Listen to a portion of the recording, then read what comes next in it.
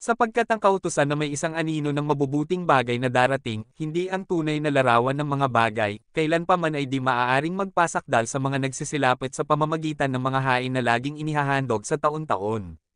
Sa ibang paraan ay hindi kaya baga nagsipaglikat sila ng paghahandog. Sapagkat ang mga nagsisisamba, yamang nalinas na minsan, ay hindi na sana nagkaroon pa ng budi sa mga kasalanan.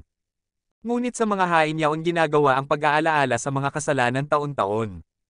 Sapagkat di maaari na ang dugo ng mga baka at ng mga kambing ay makapag-alis ng mga kasalanan. Kaya't pagpasok niya sa sanglibutan, ay sinasabi, hain at handog ay hindi mo ibig. Ngunit isang katawan ang sa akin ay inihanda mo, sa mga handog na susunugin at mga haing patungkol sa mga kasalanan ay hindi ka nalugod. Nang magkagayo'y sinabi ko, narito, ako'y pumarito, sa balumbon ng aklat ay nasusulat tungkol sa akin. Upang gawin, O Diyos, ang iyong kalooban. Sa itaas ay sinasabi, mga hain at mga handog na susunuging buo at mga haing patungkol sa kasalanan ay hindi mo ibig, at di mo rin kinalulugdan, mga bagay na inihahandog ayon sa kautusan, saka sinabi niya, narito, ako'y pumarito upang gawin ang iyong kalooban. Inaalis niya ang una, upang maitatag ang ikalawa. Sa kaloobang yaon tayo'y pinapidyeng banal, sa pamamagitan ng pagkahandog ng katawan ni Kristo na minsan magpakailanman.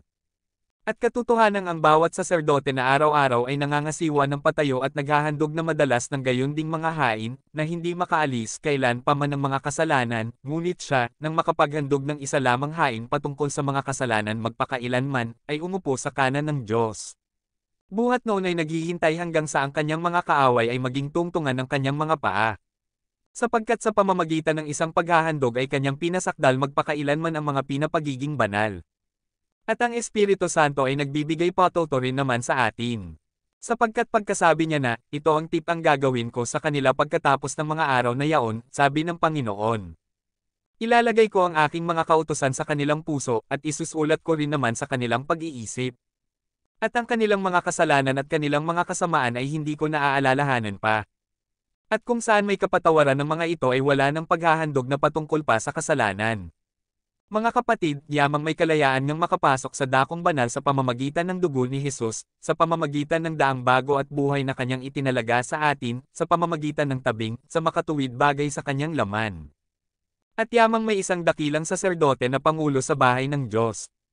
Tayo'y magsilapit na may tapat na puso sa lubos na pananampalataya, na ang ating mga puso na winisikan mula sa isang masamang budi, at mahugasan ang ating katawan ng dalisay na tubig, na ating ingatang matibay ang pagkakilala ng ating pag-asa upang huwag mag-alinlangan, sapagkat tapat ang nangako, at tayo'y mangagtinginan upang tayo'y mga udyok sa pag-iibigan at mabubuting gawa.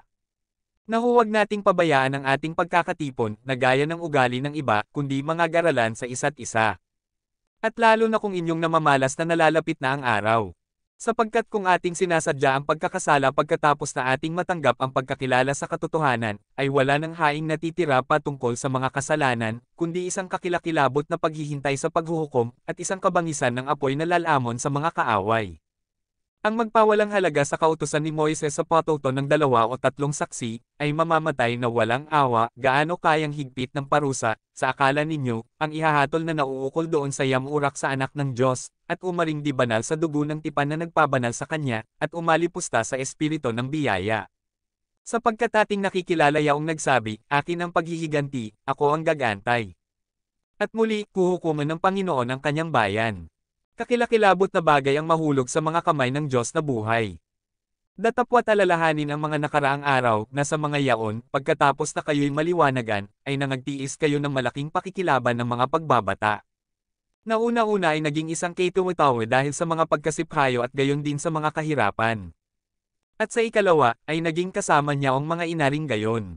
Sapagkat kayo'y nanggahabag sa mga may tanikala, at tinanggap ninyo ng buong galak ang pagkaagaw ng inyong pag-aari, palibhasa'y inyong nalalamang mayroon kayo sa inyong sarili ng isang pag-aaring lalong mabuti at tumatagal. Huwag nga ninyong itakwil ang inyong pagkakatiwala, na may dakilang ganting pala. Sapagkat kayo'y nangangailangan ng pagtitiis, upang kung inyong magawa ang kalooban ng Diyos, ay magsitanggap kayo ng pangako. Sapagkat sa madaling panahon, siyang pumaparito ay darating, at hindi magluluwat. Ngunit ang aking lingkod na matuwid ay mabubuhay sa pananampalataya, at kung siya ay umurong, ay hindi kalulugdan ng aking kaluluwa. Ngunit tayo hindi doon sa mga nagsisibalik sa kapahamakan, kundi doon sa mga may pananampalataya sa ikaliligtas ng kaluluwa. Hebreo Kapitulo 10 versikulo 1 hanggang 39.